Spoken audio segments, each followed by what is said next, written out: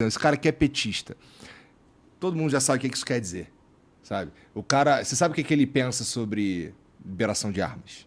Sim. Você sabe o que ele pensa sobre liberação de drogas? Ou pelo menos faz uma boa ideia, né?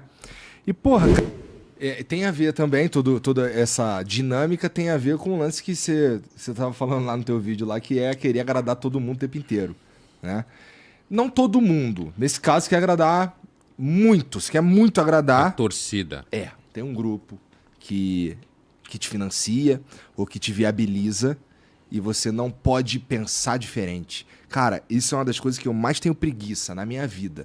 É de ver que as pessoas estão se tornando cada vez mais 2D, no sentido de elas não são mais complexas, sabe? Você consegue, a partir disso eu falo assim, esse cara aqui é um exemplo tosco, mas, por exemplo, esse cara aqui é petista. Todo mundo já sabe o que isso quer dizer, sabe? O cara, você sabe o que ele pensa sobre liberação de armas? Sim. Você sabe o que ele pensa sobre liberação de drogas? Ou pelo menos faz uma boa ideia, né? E, porra, cara, na minha vida, eu vi o ser humano ser diferente o tempo inteiro. Que é... Eu, pelo menos, e, sei lá, os caras que me cercam, isso é uma parada interessante. Meus amigos, a gente sempre teve, mesmo vindo de onde a gente veio, a gente tinha umas conversas que elas produziam algo, sabe? Não era um ambiente que todo mundo concordava com todo mundo. Era um ambiente que a gente, porra, que na minha opinião é mais saudável, que a gente cresce mais quando a gente discorda. E aí, discussões que a gente tinha sobre, por exemplo, sei lá, o que eu acho do anarcocapitalismo.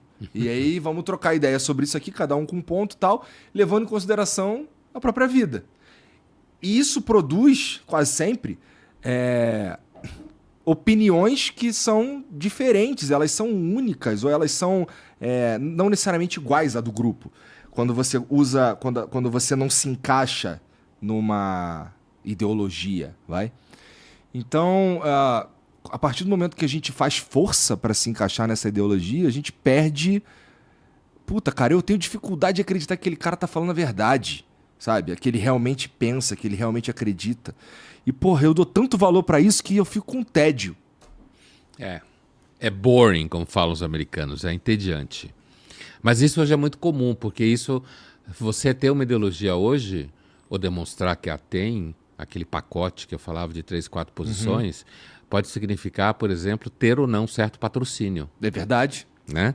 Com certeza. Então, se você não tiver aquela posição, ou não garantir, pelo menos publicamente, que você a tem, você pode perder aquele patrocínio, entendeu? E isso é por isso que eu sempre olho assim para essa coisa do patrocínio como uma coisa que é sempre delicada, porque assim como ela sustenta a palavra pública, todo mundo precisa de sustentação econômica, dependendo de como esse sujeito, essa instituição funciona, ela pode, na realidade, caçar parte da sua palavra pública, entendeu? Acontece. Acontece isso, é claro, né? Acontece.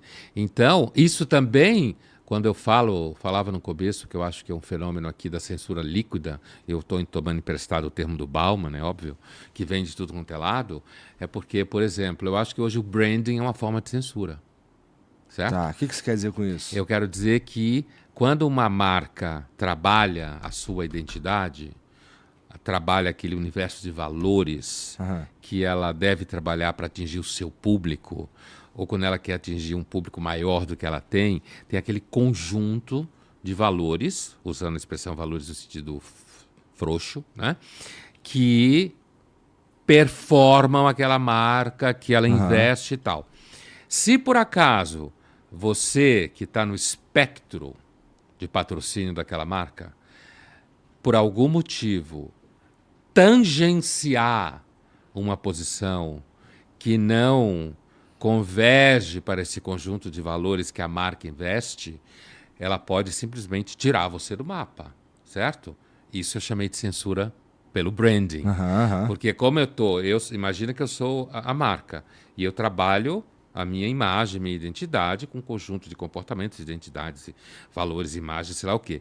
E quando eu digo, não, você não vai poder mais participar desse conjunto, eu estou, de alguma forma, dizendo, olha, tudo bem, se eu sou dono da grana, eu tenho direito de fazer o que eu quiser com a grana. é óbvio. Essas são as contradições do mundo. Mas quando a grana começa a ser sistematicamente usada, como a gente sabe hoje, para certos debates sobre identidades e valores, não sei o quê, isso pode virar uma forma de censura, sim. E líquida, porque eu digo que a censura hoje ela funciona dentro do Estado de Direito. É. Não é Estado de exceção, como normalmente ditaduras são. Que é o Estado de exceção, é aquele Estado que funciona normal aqui, mas para esse grupo não. Como no caso dos judeus. Né?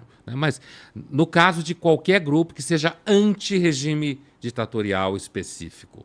Hoje não, ela opera dentro do Estado de Direito, dentro da economia de mercado, né? Por isso que eu chamo ela de líquida, porque ela vem de tudo quanto é lado, ela não tem um endereço. Não tem aqueles 3 caras horrorosos que você sabe que são censores.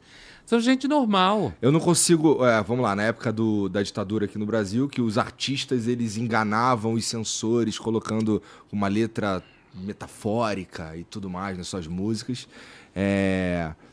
Hoje, a sociedade, as marcas e o Estado, então você não sabe onde vem. É mais ou menos isso que você está dizendo, né?